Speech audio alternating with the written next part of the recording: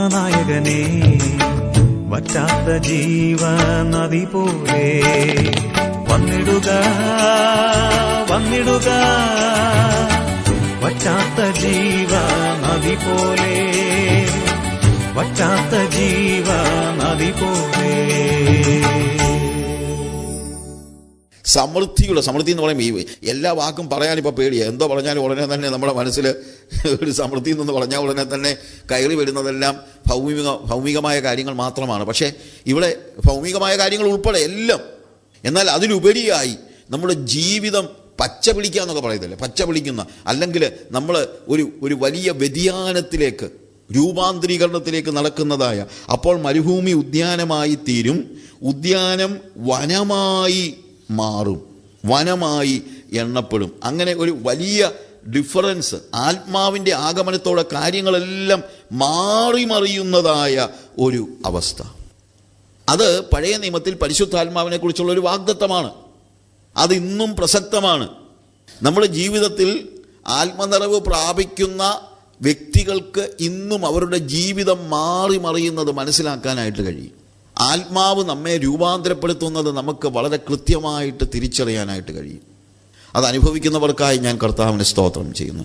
നമ്മുടെ ജീവിതത്തെ മാറ്റിമറിക്കുന്ന ദൈവത്തിൻ്റെ ആത്മാവിൻ്റെ പ്രവർത്തനം, അത് നമുക്കൊരു യാഥാർത്ഥ്യമായി തീരണം. നമുക്കെല്ലാവർക്കും യാഥാർത്ഥ്യമായി തീരണം.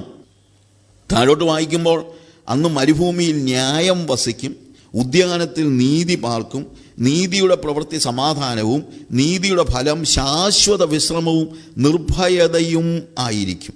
എൻ്റെ ജനം സമാധാന നിവാസത്തിലും നിർഭയ വസതികളിലും സ്വൈര്യമുള്ള വിശ്രാമ സ്ഥലങ്ങളിലും പാർക്കും. നോക്കുക, അവിടെ പറയുന്ന കാര്യങ്ങൾ 16-ാമത്തെ വാക്യത്തിൽ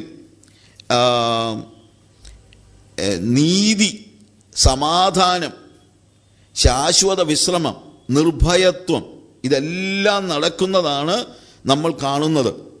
ഇതെല്ലാം നടക്കുന്നത് നമ്മൾ കാണുന്നു. പരിശുദ്ധാത്മാവിൻ്റെ പ്രവൃത്തിയെക്കുറിച്ച് നമുക്കറിയാമല്ലോ. റോമാലേഖനം 14-ാം അധ്യായം 17-ാം വാക്യത്തിൽ പരിശുദ്ധാത്മാവിനെ കുറിച്ച് പറയുന്നത്, ദൈവരാജ്യം ഭക്ഷണവും പാനീയവുമല്ല, നീതിയും സമാധാനവും പരിശുദ്ധാത്മാവിൽ സന്തോഷവും അത്രേ. അപ്പോൾ നമ്മുടെ ജീവിതത്തെ സന്തുഷ്ടിയിലേക്ക്, സന്തോഷത്തിലേക്ക് നയിക്കുന്ന, നമ്മുടെ ജീവിതത്തെ മാറ്റിമറിക്കുന്ന പരിശുദ്ധാത്മാവിൻ്റെ ശക്തി.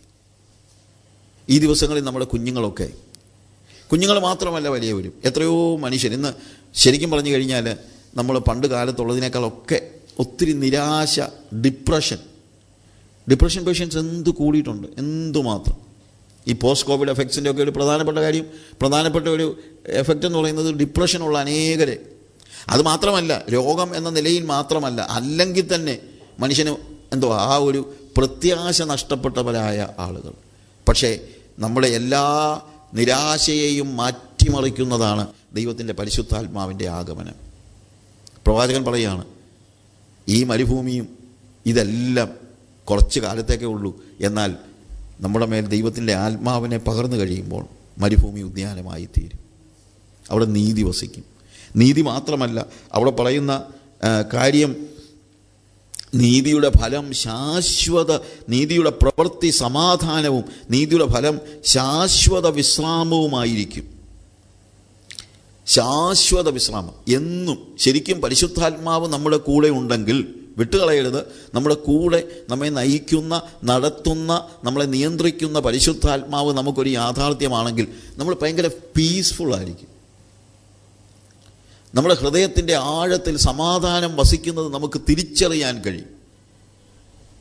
അങ്ങനെ നമ്മുടെ ജീവിതത്തെ മാറ്റിമറിക്കുന്ന പരിശുദ്ധാത്മാവിനെയാണ് നമ്മൾ ഇവിടെ കാണുന്നത്. യെശയ്യാവിൻ്റെ പ്രവചനം തന്നെ 44-ാം അധ്യായം അതിൻ്റെ 3-ാമത്തെ വാക്യത്തിൽ, ദാഹിച്ചിരിക്കുന്നിടത്ത് ഞാൻ വെള്ളവും വരണ്ട നിലത്ത് നീരൊഴുക്കുകളും പകരും, നിൻ്റെ സന്തതിമേൽ എൻ്റെ ആത്മാവിനെയും നിൻ്റെ സന്താനത്തിന്മേൽ എൻ്റെ അനുഗ്രഹത്തെയും പകരും. ദൈവത്തിൻ്റെ പ്രോമിസാണ്. പഴയ നിയമത്തിലെ പ്രോമിസുകൾ ഞാൻ പറയുകയാണ്. എന്താണ് പ്രോമിസ്? ദാഹിച്ചിരിക്കുന്നിടത്ത് ഞാൻ വെള്ളവും വരണ്ട നിലത്ത് നീരൊഴുക്കുകളും പകരും. എന്നിട്ട് പറയാണ്, നിന്റെ സന്തതിമേൽ എൻ്റെ ആത്മാവിനെ. കർത്താവിൻ്റെ ഏറ്റവും വലിയ പ്രോമിസ് ആത്മാവ് എന്നുള്ളതാണ്. It is the holy spirit. നമ്മളൊക്കെ മനസ്സിലാക്കണം, ബാക്കിയുള്ളതൊക്കെ ആർക്കും കിട്ടാം, പക്ഷേ ദൈവമക്കൾക്ക് മാത്രം ലഭിക്കുന്നതാണ് പരിശുദ്ധാത്മാവ്. വേറെ ആർക്കും ഇത് കിട്ടത്തില്ല. ആത്മാവിനാൽ ജനിച്ചവൻ്റെ മേൽ മാത്രമേ ആത്മാവ് പരിവർത്തിക്കത്തുള്ളൂ. വീണ്ടും ജനനാനുഭവം അതിൻ്റെ ഒരു താക്കോലാണ്. അവിടെ കൊണ്ട് മാത്രം നിർത്തരുത്. You are born of the spirit, but you need to be filled with the holy spirit. നിങ്ങൾ ആത്മാവിനാൽ ജനിച്ചവനാണെങ്കിൽ ആത്മാവിനാൽ നിറയുന്നവനുമായിരിക്കണം, ആത്മാവിനാൽ നിയന്ത്രിക്കപ്പെടുന്നവനായിരിക്കണം, ആത്മാവ് നയിക്കുന്നവനായിരിക്കണം, നടത്തുന്നവനായിരിക്കണം. അത് ആരുടെ മേൽ വരുമെന്നാണ് പറഞ്ഞിരിക്കുന്നത്? നിന്റെ സന്തതിയുടെ മേൽ. എനിക്ക് ഭയങ്കര സന്തോഷം തോന്നിയ ഒരു വാക്യമാണത്. നിന്റെ സന്തതിയുടെ മേൽ, നിന്റെ I will pore my spirit upon your seed. നിന്റെ സന്തതി മേൽ ഞാൻ എൻ്റെ ആത്മാവിനെ പകരും. ദൈവത്തിൻ്റെ വലിയൊരു പ്രോമിസാണ്. ഞാൻ പറഞ്ഞല്ലോ, ഈ കാലയളവിൽ നമ്മുടെ കുഞ്ഞുങ്ങൾക്ക് ഒരു വിശുദ്ധ ജീവിതം ജീവിക്കണമെങ്കിൽ അവർക്ക് അനിവാര്യമായിരിക്കുന്നത് it is the holy spirit. അതിനുവേണ്ടി നമ്മൾ ഉപവാസം എടുത്ത് പ്രാർത്ഥിക്കണമെന്നാണ് ഞാൻ പറയുന്നത്. നമ്മുടെ കുഞ്ഞുങ്ങളെ ഓർത്ത് ഉപവാസം എടുത്ത് പ്രാർത്ഥിക്കണം. നമ്മൾ ബാക്കി ഒത്തിരി കാര്യങ്ങൾക്ക് വേണ്ടി ഉപവാസം എടുത്ത് പ്രാർത്ഥിക്കുന്നുണ്ട്. ഒരു സഹോദരി ഒരു വീട്ടിൽ വന്നു കഴിഞ്ഞപ്പോഴത്തേക്ക് ഉച്ചയ്ക്ക് കഴിക്കാൻ വിളിച്ചോ പറഞ്ഞു, ഇല്ല ഞാൻ കഴിക്കുന്നില്ല. എന്തു പറ്റി? ഞാൻ ഫാസ്റ്റിങ്ങിലാണ്. നല്ല കാര്യം. എന്തോ ഈ വീട്ടുകാരൻ ചോദിച്ചു, എന്തിനു വേണ്ടിയാണ് ഫാസ്റ്റിങ്? അതെ, മോൻ്റെ പരീക്ഷയാണ്. മോനെ കണ്ട് 4ാം ക്ലാസ്സിലെങ്ങാണ്ടാണ് പഠിക്കുന്നത്. ഉടനെ ചോദിച്ചു, അത് ഇപ്പം നവംബറല്ലേ, മാർച്ചിലല്ലേ പരീക്ഷ? അല്ല, ക്ലാസ് പരീക്ഷയാണ്. മോൻ്റെ ക്ലാസ് പരീക്ഷയ്ക്ക് ഉപവാസം എടുത്ത് പ്രാർത്ഥിക്കുന്ന ഈ തള്ള എന്നെങ്കിലും എൻ്റെ കുഞ്ഞിനെ ആത്മാവിനാൽ നിറയ്ക്കണമേ കർത്താവേ എന്ന് പറഞ്ഞ് പ്രാർത്ഥിച്ചിട്ടുണ്ടോ? ഞാൻ പറയുന്നത് മനസ്സിലാക്കണം. കളിയാക്കാൻ പറയുന്നതല്ല, വേദന കൊണ്ട് പറയുന്നതാണ്. ഈ കാലയളവിൽ നമ്മുടെ കുഞ്ഞുങ്ങളൊക്കെ ആത്മനിറവുള്ളവരായി ജീവിക്കുവാൻ, എന്നാലേ അവർക്ക് ഈ തലമുറയിൽ ജീവിക്കാനായിട്ട് കഴിയുള്ളൂ. പക്ഷെ ദൈവത്തിൻ്റെ പ്രോമിസ് ഉണ്ട്. എന്താണ് പ്രോമിസ്? ഞാൻ എൻ്റെ ആത്മാവിനെ നിൻ്റെ സന്തതിമേൽ എൻ്റെ ആത്മാവിനെ പകരും. ആ ആത്മാവിനെ പകരുന്നത് കൊണ്ടാണ് അടുത്ത അനുഗ്രഹം ഉണ്ടാകുന്നത്. നിന്റെ സന്തതിമേൽ എൻ്റെ ആത്മാവ് വന്നു കഴിഞ്ഞാൽ അവൻ അനുഗ്രഹിക്കപ്പെട്ടവനായി തീരും. നമുക്ക് ഈ അനുഗ്രഹം ഇങ്ങനെ പോന്നാൽ മതി, ആത്മാവ് വരണമെന്ന് വലിയ നിർബന്ധമൊന്നും ഇല്ല. എന്നാൽ കർത്താവ് പറയാണ്, ശരിക്കും പറഞ്ഞു കഴിഞ്ഞാൽ ഈ എബ്രായ ഭാഷയിലെ പല കാര്യങ്ങളും ഹീബ്രു പാരലലിസം എന്ന് നമ്മൾ പറയാറുള്ള ഒരു കാര്യം, ഒരേ അർത്ഥം തന്നെ 2 വാക്കുകൾ നമ്മളിവിടെ ദ്വിതീയാക്ഷര പ്രാസം എന്നൊക്കെ മലയാളം പണ്ട് പഠിച്ചിട്ടുള്ളവർക്കൊക്കെ അറിയാം. അതായത് എന്തതിശയമേ ദൈവത്തിന് സ്നേഹം എത്ര മനോഹരമേ അത് ചിന്തയിലടങ്ങ്. അപ്പം ആ സെയിം ശബ്ദം, വാക്കല്ല, സെയിം അക്ഷരം ആവർത്തിക്കുന്നതാണ് നമ്മളിവിടെ പ്രാസമായിട്ട് ഉപയോഗിക്കുന്നത്. പക്ഷേ എബ്രായ ഭാഷയിൽ അക്ഷരമല്ല, ആശയമാണ് ആവർത്തിക്കുന്നത്. ആശയം ആവർത്തിക്കുന്നതിന് ഒരേ അർത്ഥമുള്ള 2 വാക്കുകൾ ഉപയോഗിക്കും. ഇവിടെ ശരിക്കും പറഞ്ഞു കഴിഞ്ഞാൽ, നിൻ്റെ സന്തതിമേൽ എൻ്റെ ആത്മാവിനെയും നിൻ്റെ സന്താനത്തിന്മേൽ എൻ്റെ അനുഗ്രഹത്തെയും പകരും. അപ്പോൾ ശരിക്കും പറഞ്ഞു കഴിഞ്ഞാൽ അതിൻ്റെ അർത്ഥം, 2ൻ്റെ അർത്ഥം ഒന്നാണ്. ആത്മാവാണ് അനുഗ്രഹം. നമ്മുടെ കുഞ്ഞുങ്ങളുടെ മേൽ ദൈവത്തിൻ്റെ ആത്മാവിനെ പകരും. നിൻ്റെ സന്തതിമേൽ എൻ്റെ ആത്മാവിനെയും നിൻ്റെ സന്താനത്തിൻ്റെ മേൽ എൻ്റെ അനുഗ്രഹത്തെയും പകരും. അനുഗ്രഹത്തെക്കുറിച്ച് നമ്മൾ മനസ്സിലാക്കേണ്ടത് അതാണ്. കർത്താവേ, എൻ്റെ കുഞ്ഞിനെ ആത്മാവിനാൽ നിറയ്ക്കണമേ, ആത്മനിറവുള്ളവനായി, ആത്മനിയന്ത്രിതമായി. ആത്മനിറവെന്ന് പറയുമ്പോഴത്തേക്ക് മുന്നേ വന്നിരുന്ന് കൈയടിച്ച് പാട്ട് പാടുന്നത്, ഞാനതിനെതിരൊന്നും പറയുകയല്ല. പക്ഷേ വേറെ കാര്യമുണ്ട്, കൈയടിച്ച് പാട്ട് പാടുന്നത് മാത്രമല്ല, അവനെ ആത്മാവ് നിയന്ത്രിക്കാനായിട്ട് നമ്മൾ പ്രാർത്ഥിക്കണം. അവൻ്റെ സ്കൂളിൽ, അവൻ്റെ കോളേജിൽ ആത്മാവ് അവനെ നിയന്ത്രിക്കണം. നമ്മുടെ യുവാക്കളൊക്കെ ആത്മനിയന്ത്രിതരായിരിക്കണം. അവർ വർക്ക് ചെയ്യുന്ന സ്ഥലങ്ങളിലൊക്കെ ആത്മനിയന്ത്രിതരായിരിക്കണം. ദൈവം തൻ്റെ ആത്മാവിനെ നമ്മുടെ സന്തതിമേൽ പകരുമെന്നുള്ള വലിയ വാഗ്ദത്തം നമുക്ക് നൽകിയിരിക്കുകയാണ്. അതാണ് നമ്മളിവിടെ കാണുന്നത്. അത് ഒരു സ്ട്രീമായിട്ടാണ്. ശരിക്കും പറഞ്ഞു കഴിഞ്ഞാൽ ആ വാക്യം വായിച്ചപ്പോൾ ഞാൻ ആലോചിക്കായിരുന്നു, 3-ാമത്തെ വാക്യത്തിൽ ദാഹിച്ചിരിക്കുന്നിടത്ത് ഞാൻ വെള്ളവും വരണ്ട നിലത്ത് നീരൊഴുക്കുകളും പകരുമെന്നാണ്. അല്ലാതെ ഇച്ചിരി തുള്ളിയായിട്ട് തരുമെന്നല്ല. ആത്മാവിനെ ഒരു നീരൊഴുക്കായിട്ട്, വലിയ സ്ട്രീംസായിട്ട്, അല്ലാതെ ഒരു ഇച്ചിരി എപ്പോഴെങ്കിലും സഭായോഗത്തിന് വന്നിരിക്കുമ്പോൾ പെട്ടെന്ന് കിട്ടുന്ന ഒരു ഇച്ചിരയും കൊണ്ട് പോകാനല്ല. അവൻ്റെ ജീവിതം മുഴുവൻ അവൻ്റെ കൂടെ ഒഴുകിച്ചെല്ലുന്ന ഒരു നദി പോലെ. യോഹന്നാന്റെ സുവിശേഷത്തിൽ കർത്താവ് പരിശുദ്ധാത്മാവിനെ കുറിച്ച് പറയുന്ന, ശരിക്കും പറഞ്ഞു കഴിഞ്ഞാൽ ആദ്യത്തെ ഭാഗമെന്ന് യോഹന്നാന്റെ സുവിശേഷം അതിൻ്റെ 7-ാമത്തെ അധ്യായത്തിൽ നമ്മൾ വായിക്കുമ്പോൾ 37-ാമത്തെ വാക്യത്തിൽ കർത്താവ് ഉത്സവത്തിൻ്റെ മഹാദിനമായ ഒടുക്കത്തെ നാളിൽ യേശു നിന്നുകൊണ്ട് ദാഹിക്കുന്നവനെല്ലാം എൻ്റെ അടുക്കൽ വന്ന് കുടിക്കട്ടെ, എന്നിൽ വിശ്വസിക്കുന്നവൻ്റെ ഉള്ളിൽ നിന്ന് തിരുവെഴുത്ത് പറയുന്നത് പോലെ ജീവജലത്തിൻ്റെ നദികൾ ഒഴുകും. വളരെ സന്തോഷകരമായ ഒരു വാക്യമാണ് നമ്മളിവിടെ കാണുന്നത്. കർത്താവിൻ്റെ വാക്കുകളാണ്. കർത്താവ് പറയുകയാണ്, എൻ്റെ അടുക്കൽ വന്ന് കുടിക്കട്ടെ, എന്നിൽ വിശ്വസിക്കുന്നതിൻ്റെ ഉള്ളിൽ നിന്ന് തിരുവെഴുത്ത് പറയുന്നത് പോലെ ജീവജലത്തിൻ്റെ നദികൾ ഒഴുകും. എനിക്ക് വലിയ അത്ഭുതം തോന്നി.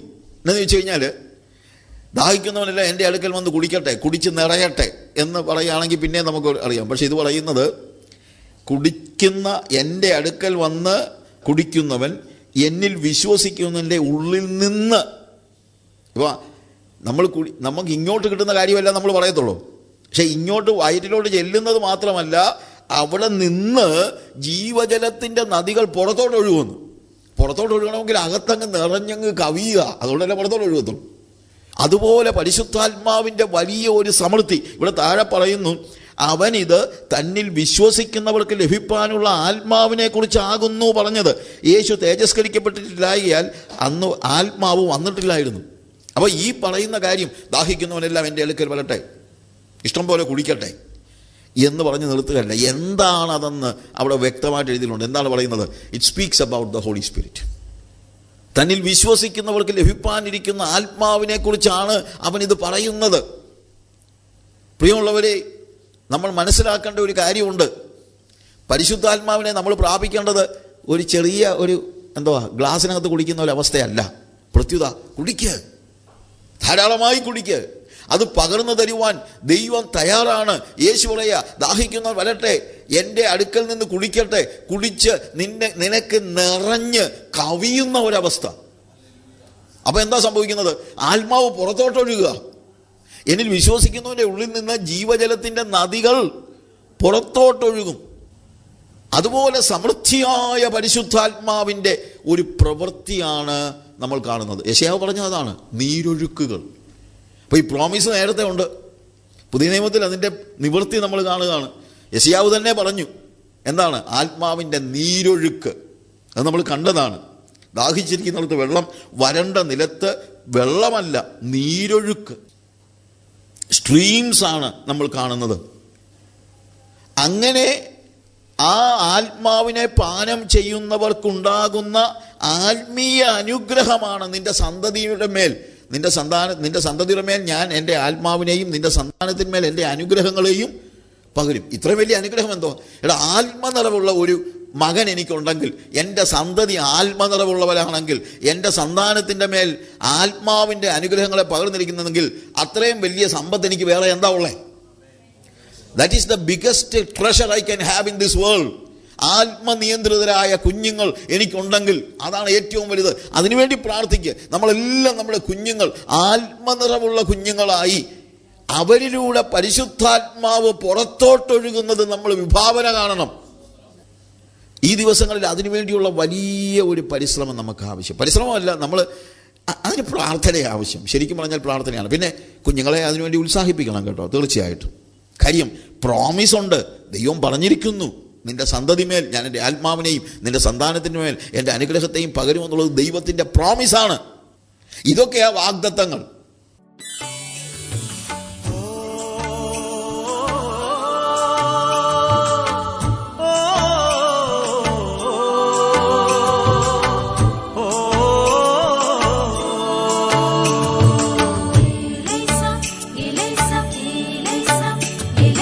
ജീവനദിയേ, ആത്മനായകനെ, വറ്റാത്ത ജീവനദി പോലെ. ജീവനദിയേ, ആത്മനായകനെ, വറ്റാത്ത ജീവനദി പോലെ. വന്നിടുക വന്നിടുക വന്നിടുക വന്നിടുക, വറ്റാത്ത ജീവനദി പോലെ.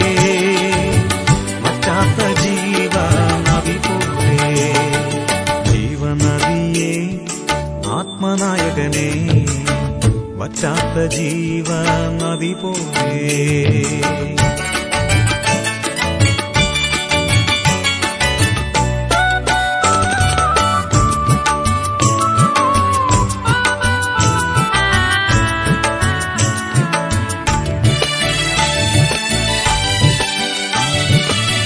മുട്ടോളമല്ല പോരാ പോരാ, അരയോളമല്ല പോരാ പോരാ, മുട്ടോളമല്ല പോരാ പോരാ, അരയോളമല്ല പോരാ പോരാ. നീന്തിട്ടല്ലാതെ കടപ്പാൻ വയ്യാതെ, നീന്തിട്ടല്ലാതെ കടപ്പാൻ വയ്യാതെ, നിറഞ്ഞു നിറഞ്ഞ് കവിയേണമേ ഞാൻ, നിറഞ്ഞു നിറഞ്ഞ് കവിയേണമേ. വന്നിടുക വന്നിടുക വന്നിടുക വന്നിടുക, വറ്റാത്ത ജീവനദി പോലെ, വറ്റാത്ത ജീവനദി പോലെ. ജീവനദിയേ ആത്മനായകനെ, വറ്റാത്ത ജീവനദി പോലെ.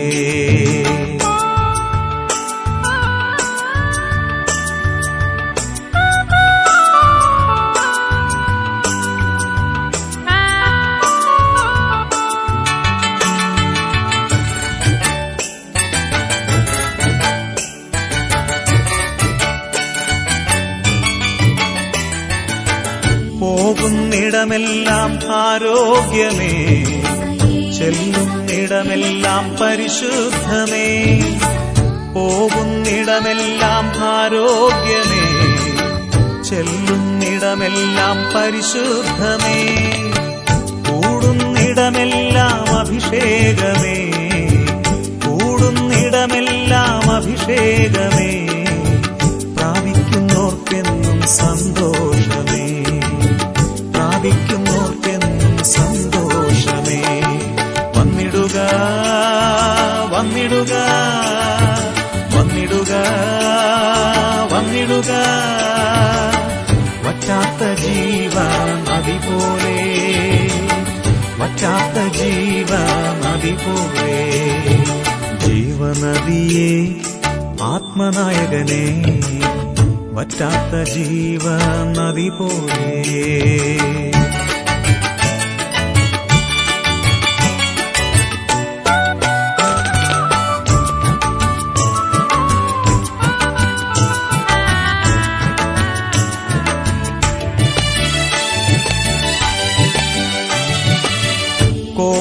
കോടി മുക്കുവക്കൂട്ടം, ഓടിയോടി വലവീശണം.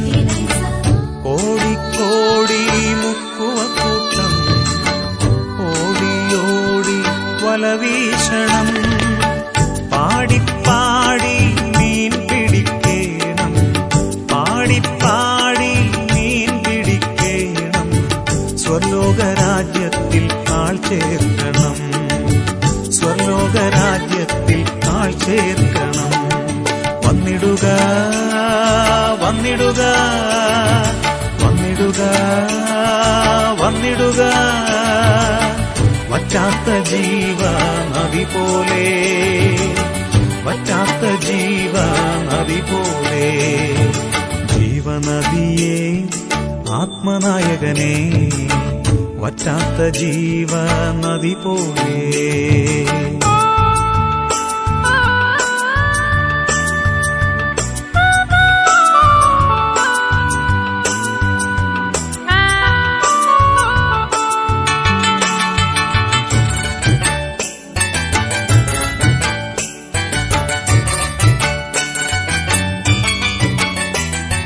വഴിയോര മരങ്ങൾ എന്നേക്കുമായി ഫലം തന്നിടേണം ധാരാളമായി. വഴിയോര മരങ്ങൾ എന്നേക്കുമായി ഫലം തന്നിടേണം ധാരാളമായി. ഇലവാടാത്ത വൃക്ഷം പോലെ, ഇലവാടാത്ത വൃക്ഷം പോലെ നിലനിൽക്കേണം എന്നേക്കുമായി, നിലനിൽക്കേണം വന്നിടുക വന്നിടുക വന്നിടുക വന്നിടുക വറ്റാത്ത ജീവ നദി പോലെ